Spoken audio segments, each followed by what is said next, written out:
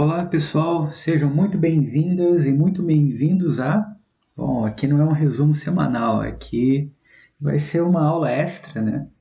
Que eu vou falar um pouquinho das definições precisas, né, de limite e depois de um resultado muito interessante, que é conhecido como limite fundamental. Então, beleza, né? Vamos começar falando da definição de limite pelos famosos epsilons e deltas, né? Então, se a gente tem uma função f, né, lembrando que f é uma função que tem domínio, né, nos reais, né, e contradomínio nos reais também, tá certo? Então ela pode sair da reta toda ou de um pedaço aberto da reta toda, né?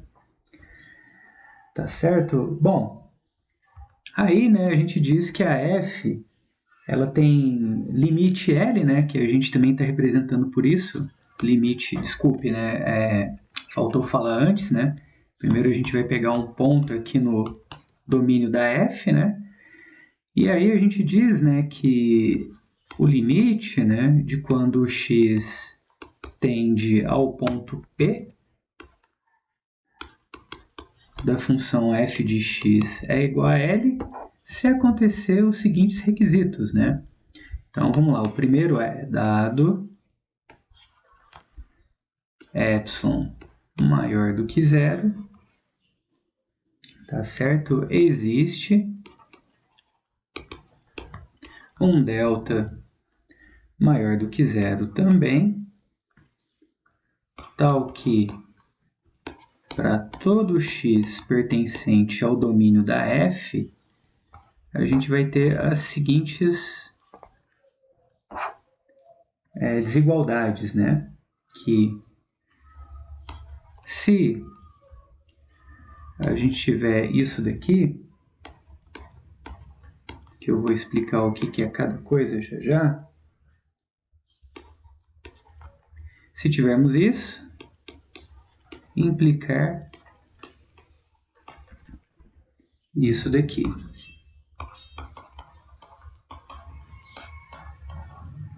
Tá certo. Então vamos lá, né? Vamos entender o que significa cada uma dessas coisas, né? Muito bem. Eu acho que a maneira mais simples da gente entender isso é a gente desenhar um gráfico, né? E dar uma olhada no que acontece, né? Então vamos pegar aqui o nosso gráfico padrão, né? Que a gente usa para tudo, né? E vamos olhar aqui no ponto P, tá? E aí o que está acontecendo, ó? Eu escrever isso daqui significa que eu estou olhando o intervalo, né, ao redor aqui do ponto P de tamanho delta, tá? Então, eu estou olhando todos os pontos, né, que distam delta do ponto P. E além disso, o que significa eu colocar esse zero aqui? Significa o seguinte, né, que você não pode ter a situação em que x menos p em módulo é igual a zero, ou seja, que x é igual a p. Então, isso aqui é só para garantir que todos os pontos que você vai pegar nesse intervalo são diferentes do ponto P, tá? Então, se eu tiver isso daqui e implicar o quê, né? Que eu tenho isso. Então, o que vai acontecer? Ó? Então, eu vou ter agora um ponto L, né? Que posso colocar, vamos supor que ele está localizado aqui. E aí eu estou olhando o que agora, né? Agora eu estou olhando o intervalo dos elementos que distam epsilon, né? Do L, tá? Então, o que ele está falando aqui? Ele está falando o seguinte, ó, se os pontos x que eu pego aqui, ele vai e cai aqui dentro, tá? Então, de maneira informal, o que, que isso significa? Né? Significa que pontos que estão próximos do ponto P, o F deles, né, vai estar próximo do ponto L. Tá certo? Então vamos ler de novo aqui, ó. Então fala o seguinte, ó, dado um epsilon maior do que zero, quando eu falo dado epsilon maior do que zero, significa que eu posso diminuir esse intervalo aqui à vontade, tá? Então, está dizendo o seguinte, ó, se eu posso diminuir esse intervalo à vontade, então uma vez que eu diminua ele, eu vou conseguir um outro número, né, que vai corresponder à diminuição desse intervalo. Então, a informação que está codificada aqui é a seguinte, ó. Se eu diminuir o tanto que eu quiser aqui em volta do meu L, eu vou conseguir também uma diminuição aqui em volta do ponto P, de maneira que os elementos que estão aqui próximos de P ainda vão continuar próximos aqui de L, por mais próximo que eu quero que seja esses elementos que estão aqui de L. Tá? Então, meio que isso dá uma intenção, né? Tipo, de que, olha, quanto mais próximo eu tiver aqui do L, eu vou conseguir elementos que vão ser levados aqui. Tá? Então, é diferente, né? É estranho, mas a ideia que está por trás é exatamente essa. Tá? Muito bem. Então, como é que a gente prova coisas, né? Usando isso? Como é que a gente prova limite, né? Usando essa definição aí por épsilons e deltas? Da seguinte forma, olha. Então, vamos começar aqui mostrando que o limite de x tendendo a p de x é igual a p. Então, aqui a gente está vendo o seguinte, né? Imagina que você tem agora uma função que é a função identidade, tá? E aí você tem o seu ponto P que está aqui, e você quer mostrar o quê? Né? Que a f também leva justamente para o ponto P, né? Porque a função identidade, né? É f de x igual a x, né? Então, o que a gente quer mostrar? A gente quer mostrar que, dado epsilon maior do que zero, eu vou conseguir obter um delta proporcional aqui, né? Dependendo de epsilon, né? Que o epsilon vai ser dado, mas o delta a gente vai ter que conseguir ele em função de epsilon, tá? De maneira que os valores que estão aqui no meio, né, vão ser levados aqui no meio também, tá? Então, a técnica é a seguinte, a gente parte primeiro, meio que você faz um negócio de trás para frente aqui, sabe? Então, primeiro a gente parte da desigualdade lá em função do epsilon, né? Então, primeiro a gente pega isso daqui, f de x menos p é menor que epsilon, tá? E aí o que acontece? Agora vamos escrever o que seria esse f de x, né? Bom, no nosso caso, f de x é igual a x. Então aqui a gente tem que x menos p é menor do que epsilon, tá? Então, nesse caso, basta a gente fazer o seguinte, dado um epsilon, a gente tem que obter um delta, né? Então, nesse caso, basta tomar delta igual a epsilon. Porque o que acontece? Ó? Acontece o seguinte. Então, se você falar dado epsilon maior do que zero agora, dado epsilon maior do que zero, a gente mostrou que existe um delta, né? Maior do que zero também. Tá? Tanto é que o delta ele vai ser igual a epsilon, né? Tal que, se isso aqui acontecer,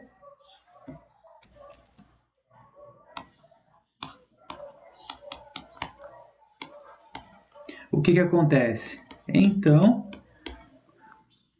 isso aqui acontece, né? Porque a gente tem que delta é igual a epsilon, né? Por outro lado, a gente tem o quê, né? Que x é igual a f de x, né? Então, a gente tem isso daqui, tá? Então, o que a gente fez? Ó, a gente deu um epsilon maior do que zero. É engraçado, porque você começa de trás para frente, descobre quem que é o delta em função de epsilon, e aí depois você recomeça a sua demonstração, né? Aí você coloca, dado epsilon maior do que zero, existe um delta, né? No caso aqui, o delta é igual a epsilon, tal que se acontecer isso aqui, então a gente tem que isso acontece, né? Porque aqui a gente só trocou o delta por epsilon, que são iguais, e aqui o x pelo f de x. Com isso, né, a gente provou que o limite, né, de x da função f de x igual a x para quando x tende a p é exatamente o p. Tá certo? Bom, mais outro resultado também que é bacana de mostrar, que é o seguinte, que limite de x tendendo a p de c é igual a c. O que é esse c? Né? Esse c ele é um número real, né? Então a gente pode imaginar que esse c, na verdade, é uma função constante, tá? E aí você tem aqui a sua função constante. Então, repara o seguinte, né? Que para qualquer ponto P que eu pegar aqui, né? Meio que não vai ter escapatória, né? Tipo, o f dele sempre vai ser elevado no c, tá? Então vamos lá, ó. Agora a gente começa a demonstração do mesmo jeito que a gente fez agora há pouco, né? Então a gente tem o que aqui? F de x menos c. A gente quer que isso seja menor do que epsilon, tá? Bom, agora trocando o f de x pelo valor dele, né? Então a gente tem o que, né? Que é c menos c, e isso vai ser zero, né? Então, qual é a conclusão que a gente tira disso, né? A gente tira disso é o seguinte, que dado qualquer epsilon, dado um epsilon qualquer, o valor de delta não importa, né?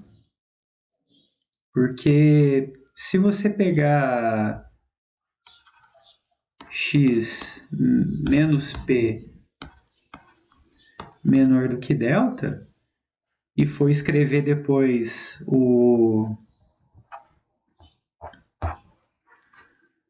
dessa forma aqui, ó, f de x menos p, o que acontece, né? Isso aqui sempre vai dar zero, né? Que vai dar... Desculpa, menos... Desculpa, menos... É isso mesmo? P? X menos...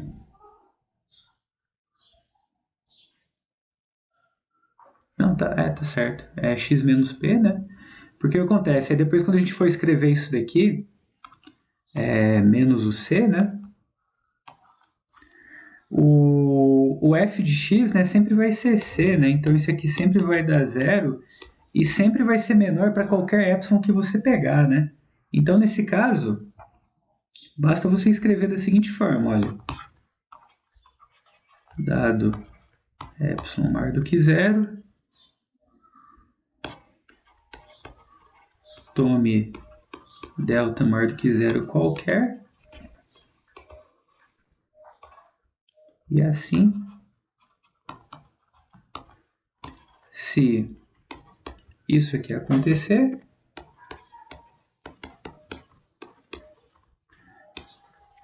teremos que isso aqui acontece também, né? Para qualquer delta, né? Porque isso aqui sempre vai ser zero, como a gente acabou de observar, né? Tá certo, gente? Muito bem, né?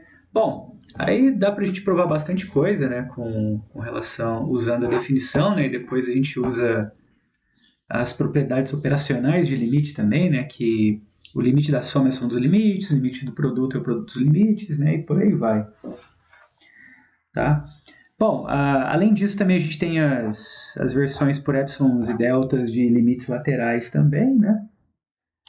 É só fazer uma adaptação, uma pequena adaptação, que, por exemplo, ó, o que significa eu escrever isso daqui, né, por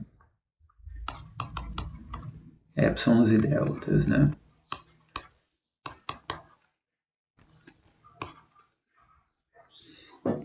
Tá, aí aqui significa o seguinte, né, basta eu só dar um ajuste, né, no intervalo do delta, né, porque aqui, lembrando, né, que quando a gente considera o limite lateral, né, tendendo à direita, eu estou pegando, né, todo mundo que está à direita aqui do P, né? Então, antes, quando eu tinha o meu intervalo, né, x menos p menor que delta, lembrando que x menos p menor do que delta é a mesma coisa de eu escrever menos delta menor que x menos p menor que delta, né? E aí você pode somar p, né, na sua desigualdade, né? Então você vai ter x, p menos delta, que é menor que x, e p mais delta, tá? E agora, o que está acontecendo? A gente está considerando todo mundo que está à direita aqui do ponto P, né, com exceção do P, né? Então, basta a gente fazer o seguinte, basta a gente pegar isso aqui, né, e meio que transformar nisso daqui. Eu quero somente o pessoal que está à direita, né? Então, no lugar onde a gente colocaria essa desigualdade aqui, né, com o módulo, a gente vai substituir por essa expressão aqui, né? Então vai ficar da seguinte maneira, ó. Então, agora eu vou escrever de uma maneira um pouco mais econômica, né? Então, para todo epsilon maior do que zero, existe um delta maior do que zero, tal que se isso aqui acontecer, ou seja, se para valores próximos de P, porém à direita, isso implica, né, que o resto não muda, né? Que isso aqui acontece. Tá certo? Então, é assim, né? Você está dando o epsilon maior do que zero de novo, né? Pegando elementos que estão aqui, né? E aí você está analisando, e aí você está olhando para pontos, né? Que estão à direita aqui, bem próximos de P, se eles vão estar bem próximos de L também. Só que aqui não importa, né? Pode estar acima, pode estar abaixo, né? Aí depende do gráfico da sua função, né? Tá? Bom, e da mesma forma, né, a gente tem o limite à esquerda, né? Que aí é só a gente trocar ali, né? Que é quando a gente está agora à esquerda do ponto P, a gente está vindo para cá, né? E agora a gente está pegando, né, elementos que estão aqui, né? À esquerda do ponto P, né? Próximos a P, porém à esquerda dele, né? Aí, agora a gente faz o seguinte, a gente escreve tudo que a gente fez lá em cima, né? Só que, faltou, deixa eu só deixar indicado aqui, que nesse caso a gente quer o limite de x tendendo a P pela esquerda, né? De f de x, e isso dá L, né? Então, se esse limite é à esquerda da L, significa que vale a seguinte afirmação, né? Que para todo epsilon maior do que zero, existe um delta maior do que zero, tal que se o x está próximo de P, porém pela esquerda,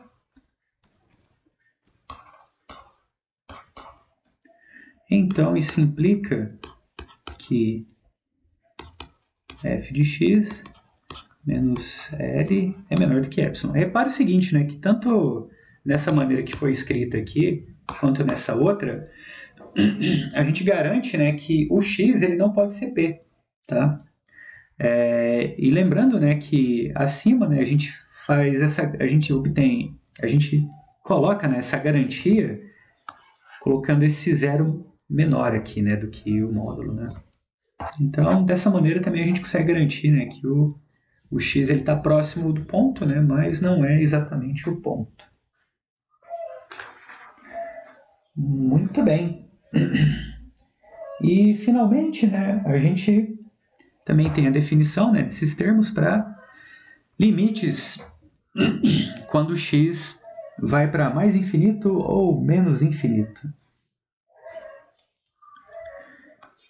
Então, acontece o seguinte, né, que vamos fazer um outro desenho aqui, né? Aí o que acontece? Né? Eu tenho um gráfico que ele vai embora, né? E eu quero que esse limite, deixa eu escrever aqui, né? Limite para x tendendo a infinito, né? Você pode botar um mais se você quiser, tal, ou não. Isso aqui dá L, né? Então, o que significa? Significa que para valores cada vez maiores de x, eu quero que o f seja cada vez mais próximo do L. Tá? Então, meio que conforme eu vou... Então, a primeira coisa que eu tenho que fazer é garantir, né, que a partir de um certo ponto, né, a minha função ela tá dentro do o que acontece, né? Eita, tô me confundindo aqui. Eu quero garantir que a partir de um certo ponto, né, esse intervalo aberto aqui, né, que vai desse... Deixa eu escrever melhor aqui. Aqui existe um ponto, né, no domínio, né, que a partir dele esse intervalo aberto aqui, né, tá completamente contido no domínio da função, né? Eu preciso garantir isso, né, porque eu quero pegar valores cada vez maiores de x, né, e quero que esses valores sejam enviados pela f também, né? Então, a primeira coisa eu preciso garantir isso, tá, que existe um intervalo aberto lá dentro. E aí, depois, eu tenho o seguinte, né? Então, deixa eu escrever aqui.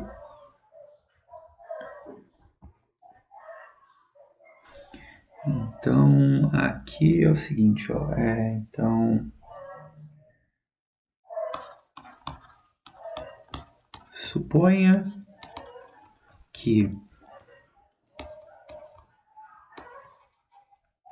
exista A, né, dentro do domínio dessa função, tá? Tal que o intervalo aberto, né, a mais infinito, esteja completamente contido, né, dentro desse domínio. Tá? Senão a gente não consegue nem calcular f. Então,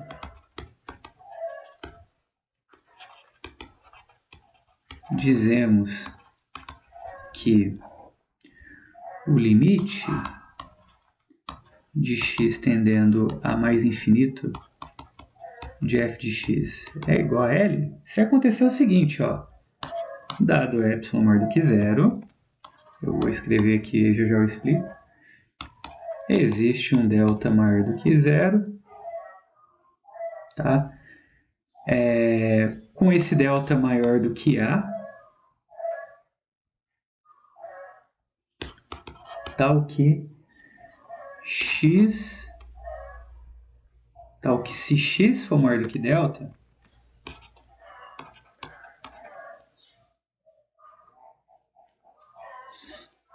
então acontece o que a gente já está acostumado, né?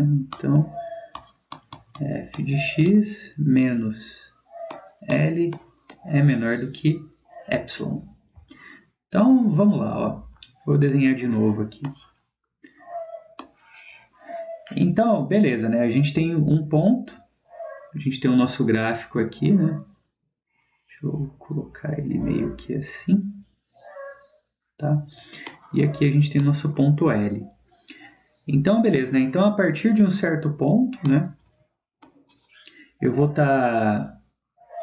Suponho que existe um delta, né? Que seja maior do que esse A, né? Então, vamos supor que esse delta está aqui, né? Vamos colocar o delta já já, né? Primeiro vamos concentrar aqui, ó. Então, eu vou dar um epsilon maior do que zero, tá? Aí eu estou olhando para esse intervalo, né, ao redor aqui do L, né? Só que com a distância de epsilon, né? Então, o que acontece? Eu quero, né, que exista um delta, né? Tal que, a partir desse delta, qualquer x que eu pegar, ele vai cair dentro desse intervalo, né? Então, conforme eu vou diminuindo aqui o tamanho do meu epsilon, eu quero que exista um delta, né? Tal que, a partir desse delta, né, todo mundo vai cair dentro desse intervalo aqui. Ou seja, para valores cada vez maiores de x, eu quero que a f seja cada vez mais próxima do L, né, do ponto L. Tá? Então, esse que é o nosso limite, né, para x tendendo a mais infinito. E para menos infinito, é só fazer uma pequena adaptação, né? Porque agora eu vou estar olhando, né? Então, deixa eu escrever aqui, né? Eu quero que limite de x tendendo a menos infinito de f de x seja igual a L, né? Então, agora eu estou olhando para a minha função, né? Indo para lá, né? E aí eu tenho o meu L aqui. Então agora, o que eu vou fazer, né? Agora a gente precisa de um ponto A que esteja no domínio da função, de maneira que o intervalo, né, menos infinito A esteja completamente contido no domínio, né?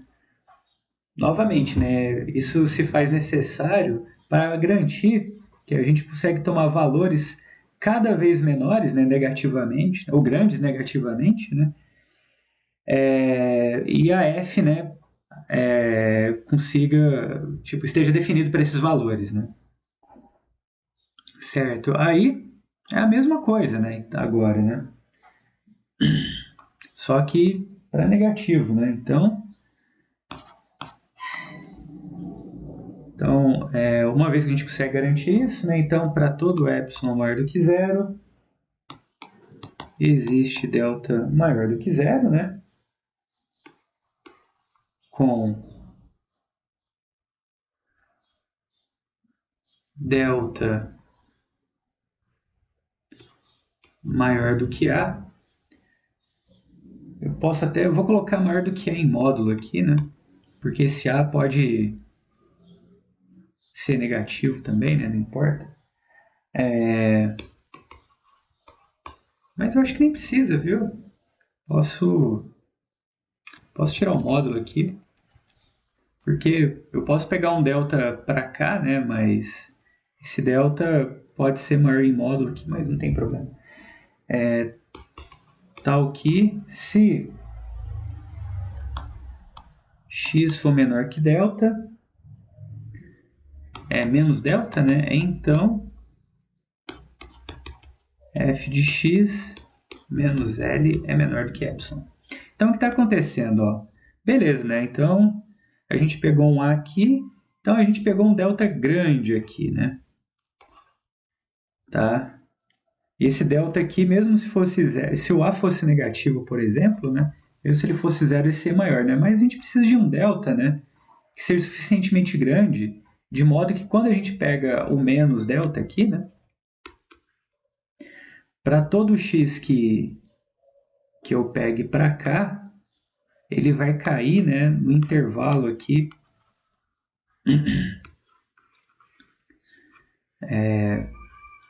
que dista epsilon aqui do ponto L. Tá, beleza? Então é a mesma coisa, né? Isso é você garantir que tem como pegar valores cada vez menores, né? E esses valores, o f, né, leva para valores cada vez mais próximos aqui do L. Muito bem. Bom, então agora vamos ver quais são os caminhos necessários para a gente mostrar o seguinte limite, que limite de x tendendo a zero de seno de x sobre x é igual a 1. Tá, e o que isso nos diz, né? Isso você pode interpretar da seguinte maneira, que para valores cada vez menores de x, o seno, né, acaba sendo igual ao próprio x, né? Tipo, igual não, né? É muito próximo, né? Então, dependendo da natureza do problema que você estiver lidando, né? Se for para ângulos muito pequenos, né? Então, você não precisa meio que calcular o seno, né? Basta você tomar simplesmente o valor, né? Já que o limite está falando isso, né? Que, olha, se eu pegar x cada vez menor, né? X bem pequeno, então o valor do seno, né? Vai ser bem próximo ao valor dele mesmo. Tá? Aí depois você pode até pegar a calculadora aí, dar uma conferida, né? Calcular, sei lá, seno de 0,001, né? E ver que isso de fato é bem próximo, né? A isso daqui, né? Ou vai dar exatamente isso também, né? Com algum erro, né? Beleza? Então vamos lá, né? Então, para a gente mostrar esse limite, a gente vai precisar de um teorema bem famoso, né? Conhecido como Teorema do Confronto.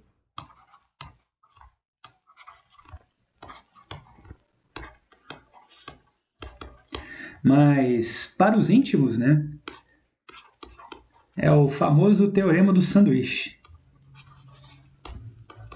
Que vai ficar claro, né? Porque do sanduíche isso vai transformar em um verbo, né? Que vai ser a gente sanduichar as funções também. Que aqui vai ser o seguinte, ó. Então, o que é esse teorema do confronto aí, teorema do sanduíche, né? Então, a primeira coisa, né? A gente tem que supor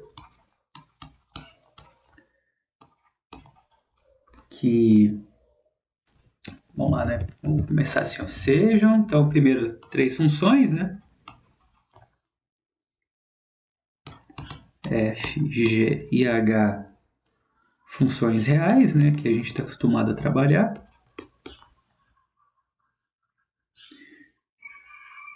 Certo? E que exista um R maior do que zero. Tal que... Então, a primeira coisa é o seguinte, né? A primeira coisa é que essas funções estejam sanduichadas, né? Então, que a do meio, né, seja limitada, né, pelos extremos, né? Então, você imagina o seguinte, né? Que você tem aqui uma função, essa aqui seria uma g, né?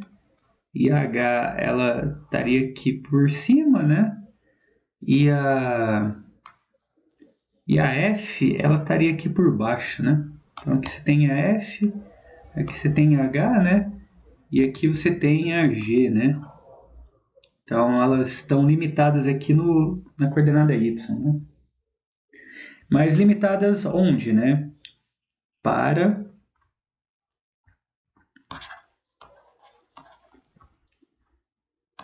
zero x menos p r, né? Então, não precisa estar limitado em tudo, né? Mas basta estar limitado a pontos que estão bem próximos do ponto P, né? Então, você pega um ponto P aqui, aí você vai olhar esse intervalo aqui e ver, né, se para esses pontos aqui de x, né, se realmente elas limitam, né? Bom, então se você tiver nessas condições, o que acontece? Então, nestas condições, vai acontecer uma coisa que é bem razoável, né, da gente imaginar,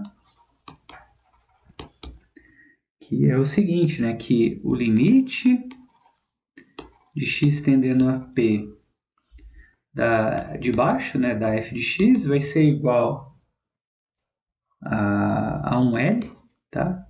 Que vai ser igual ao limite da de cima.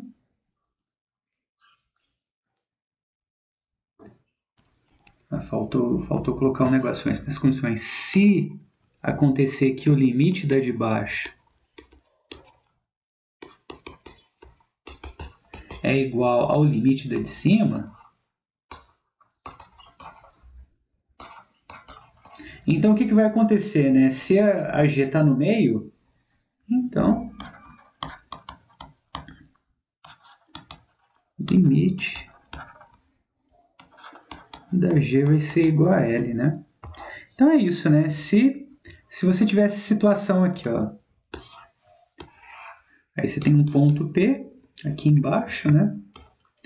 E aí você tem a sua função g que faz, sei lá, tem essa cara aqui, vamos supor, né? E aí você tem a f, eu coloquei a f aqui embaixo, né? Sei lá, ela faz alguma coisa aqui, mas aqui ela está bem próxima, né? Aí vai embora. Então essa aqui é a nossa f e a nossa h, sei lá, às vezes ela é descontínua aqui, vai, e aqui ela faz assim, né? Então é isso que está acontecendo, né? Tipo, aqui é sua h, né? Que no ponto P, você tem que o limite, né, da função verde aqui com a função amarela dá a mesma coisa, né? Que seria o ponto L, né? Então, se o limite delas dá a mesma coisa e uma limita por baixo, outra limita por cima, então a do meio também vai ter que ir para o mesmo lugar, tá? Por isso que leva o nome de teorema do confronto ou do sanduíche. Tá certo? Beleza. Bom, e vamos mostrar, né, por que esse teorema funciona, tá? E usando a definição de epsilons e deltas aí que a gente acabou de ver, né? Então, aqui é o seguinte, ó. Então, por hipótese, né, a gente está supondo que os limites, né, limite de x tendendo a p de f de x é igual a L, né, que é igual a limite de x tendendo a p de h de x é igual a L também, tá? Então vamos escrever, né, o que significa isso, né, o que significa cada um desses limites, né? Então eu vou dar um epsilon, o mesmo epsilon para os dois, só que aí cada um separado eu vou obter deltas diferentes, né? Então eu posso escrever assim, ó, então dado epsilon maior do que zero, existem, vou colocar aqui, ó, delta 1 maior do que zero e delta 2 maior do que zero, tais que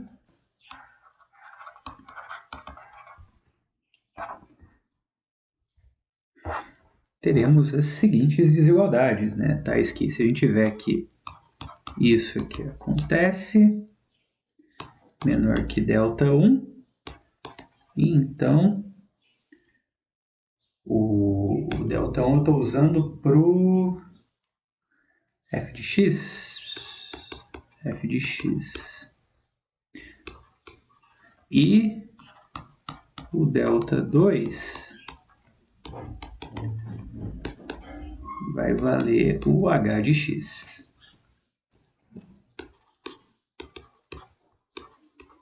Agora, a gente tem que mostrar que esse tipo de coisa também vale, né, para a nossa g de x. Tá? Beleza, então agora a gente vai fazer o seguinte, né? Só vou dar uma olhada aqui no desenho novamente. Eu tenho, né, um delta 1, né, aqui para o f, né, e tenho também um delta 2 aqui para o h, né. E além disso, a gente tem o r, né. Só vamos voltar lá em cima, que olha só, aqui eu estou falando que para valores, né, que são menores que a distância de r de p, né, isso aqui acontece, né? Então eu também tenho o meu r aqui, né? Sei lá, vamos supor que o r está mais para cá, né? Então eu tenho r aqui e r aqui, né? Então o que a gente vai fazer agora? Eu vou pegar o menor desses raios, né?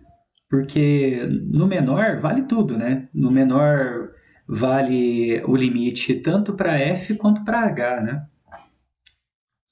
Então agora eu vou escrever o seguinte, ó. Então, tome delta igual ao mínimo de delta 1, delta 2 e r. Tá certo? Então vamos lá. Se eu fizer isso, como eu disse, né, vale tanto para f, né, quanto para h, né? Então veja bem, ó. Então se eu pegar isso daqui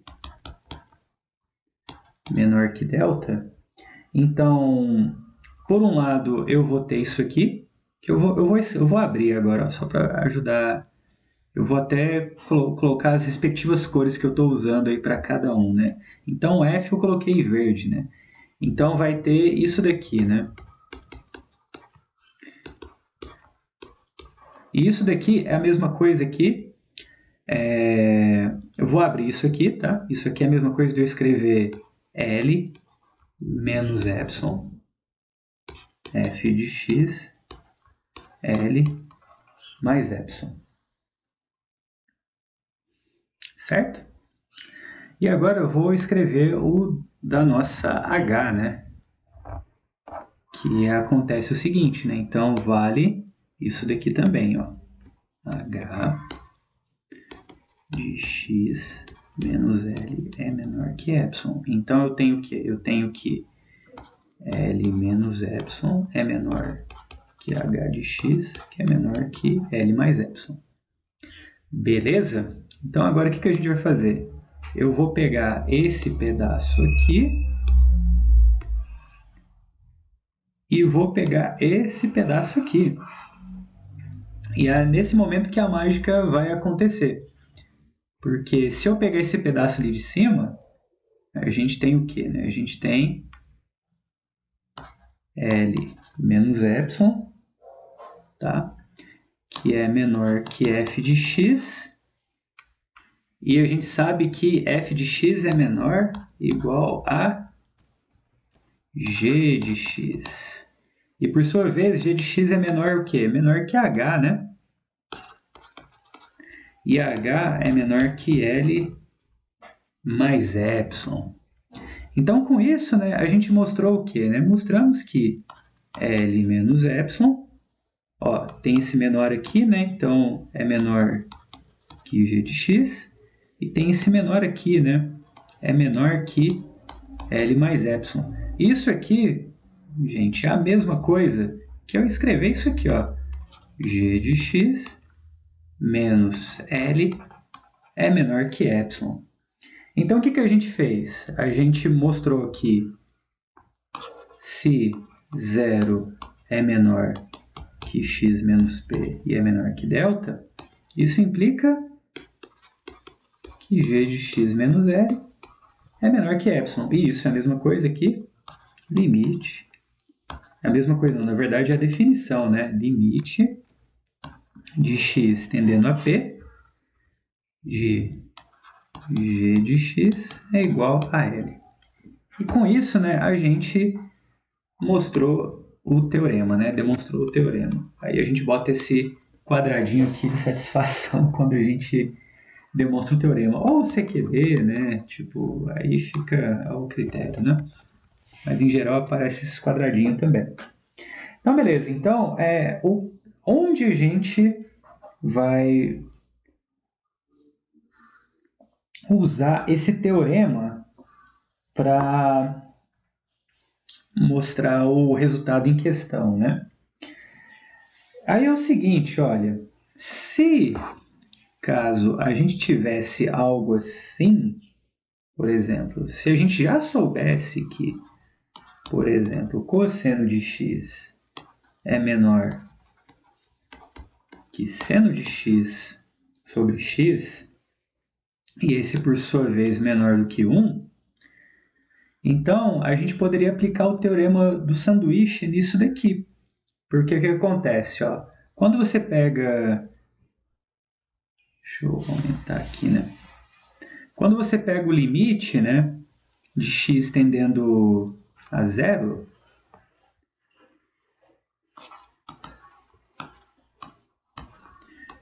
de cosseno de x, isso aqui dá 1, né? E se você pegar limite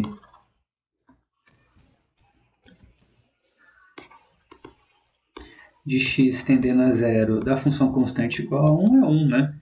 Então, se eu pegar o limite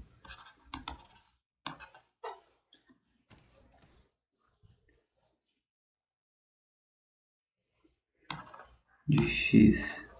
Na verdade, nem precisava ser isso tudo, né? Isso aqui já resolveria, né?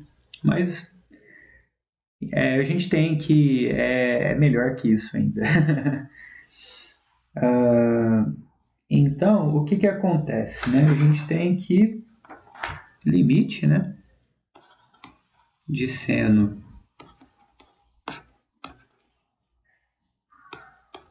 isso aqui é 1, tá? Beleza. Na verdade, a gente mostra a desigualdade, né? Então, a gente tem que esse limite aqui nunca, tipo... o que a gente tem, né? Que o seno de x nunca vai ser igual a x, mas vai ser bem próximo de x, tá?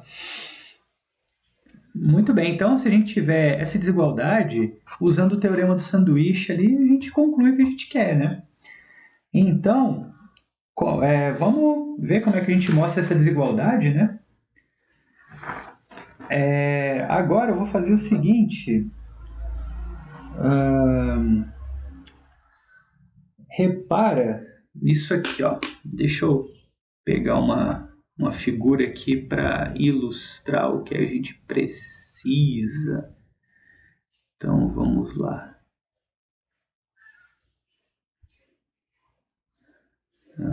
Só um momento.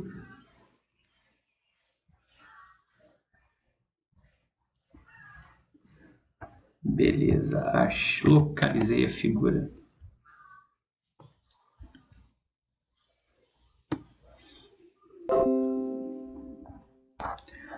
Tá, então vou até trocar de luz aqui.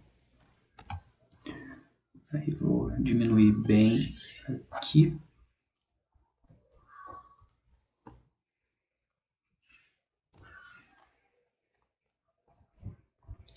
E aí, beleza, né? Temos essa figura aqui. Tá. O que essa figura tem de interessante, né? Temos o seguinte, ó.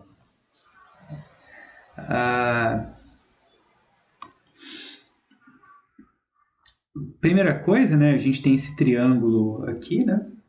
Esse triângulo OAB, tá? E esse triângulo, o que a gente sabe dele, né? A gente sabe que a área desse triângulo OAB, então eu vou escrever aqui, ó, a área do triângulo OAB é menor, tá? Que a área do setor OAB, né? O que é a área do setor? Bom, o triângulo é só isso daqui, né? Aí o setor, ele vai pegar um pouquinho mais, né? Ele avança aqui tudo, né? Tá? O setor pega essa curvinha aqui também. E, além disso, a gente tem o seguinte, né? Que a gente tem esse outro triângulo maior aqui também, né? Que é o OAC, né? Então, essa área aqui vai ser menor que a área do triângulo. Área do triângulo OAC. Certo, então agora vamos para o cálculo das áreas, né? Então, a primeira coisa é calcular a área do triângulo OAB, né? Então, é o que, né? É base vezes a altura, né? Dividido por 2, né? Então, a base dele é 1, né? A altura, o que vai ser, né? A altura é essa medida aqui, certo? E essa medida é exatamente o seno, né? Então, é o seno de x dividido por 2, né? Então, base vezes altura dividido por 2. Então, a gente coloca aqui, né? Então, isso aqui vai ser menor que... Eu acho que eu vou colocar de branco aqui em cima, né? Então, a gente tem seno de x dividido por 2, que é menor que... Agora, vamos lá. Agora, eu quero a área do setor, né? Então, se você, assim como eu, não lembra como é que calcula a área do setor, basta fazer a seguinte continha rápida aqui, ó. Então, a gente sabe que a área do círculo todo é πr ao quadrado, né? E aí, eu sei que πr ao quadrado está para 2π, né? Já que a gente está olhando em radianos. Então, se eu tenho o ângulo x radianos, qual que vai ser a área, né? Então, você tem o seguinte, né? Você tem aqui que 2π vezes A vai ser igual a πr ao quadrado x. Aí você isola o A, né? Então você vai ter que A vai ser igual a πr quadrado x dividido por 2π, né? Aí você corta esse com esse. Então, no fim das contas, fica raio ao quadrado, né? X dividido por 2. Só que aqui no nosso caso, né, o raio ele vai ser 1, né? Então, aí é só trocar o R aqui por 1, né? Então, no fim das contas, vai ficar x sobre 2. Certo. Aí agora a gente quer calcular a área desse triângulo maior aqui, né? Aí, no caso, aí observa o seguinte, que esse triângulo ele vai ser um triângulo retângulo, que eu peguei essa reta aqui, eu peguei esse segmento aqui tangente, tá? Ao ponto A aqui. Tá certo? Então, o que você tem? Você tem que a base é 1, né? Desse triângulo. A altura é AC, tá? E então a área vai ser base vezes a altura dividido por 2, né? Então, vamos lá. Ó. Então, você tem base, que é 1, né? Vezes a altura,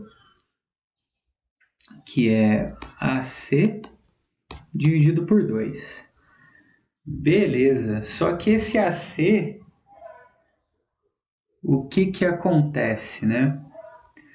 Será que tem como a gente relacionar com x?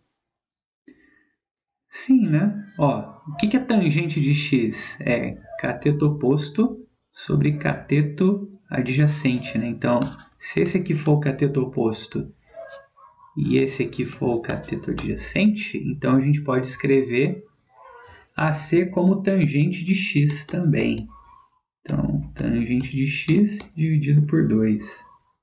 Então, beleza, né? Então, a gente tem que isso daqui vai ser menor que tangente de x dividido por 2. Tá, aí eu vou pegar isso aqui tudo e multiplicar por 2. Então, a gente tem seno de x menor que x e menor que tangente de x, tá? E aí, o que a gente faz? para ficar com o que a gente quer, né? A gente pega e dá mais uma melhoradinha aqui, ó. A gente vai pegar e escrever assim na próxima linha, ó. Então eu vou escrever, então eu tenho seno de x, que é menor x, e tangente a gente pode escrever como seno dividido por cosseno de x, tá? Ok. Aí vamos lá. Bom, aí feito isso, eu posso inverter, né, essa desigualdade da seguinte maneira. Ó. Vamos ver se... não, melhor dizendo, né? Eu vou dividir tudo por seno. Então, dividindo tudo por seno, aí eu vou colocar seno aqui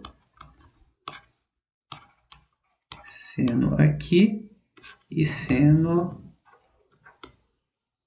aqui. Então, esse daqui vai embora com esse, né?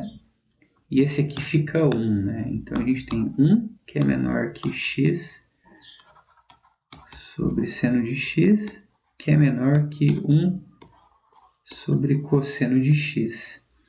Agora, eu posso fazer o seguinte, eu posso inverter, né, essa desigualdade, né? Que isso aqui é a mesma coisa que isso aqui, ó.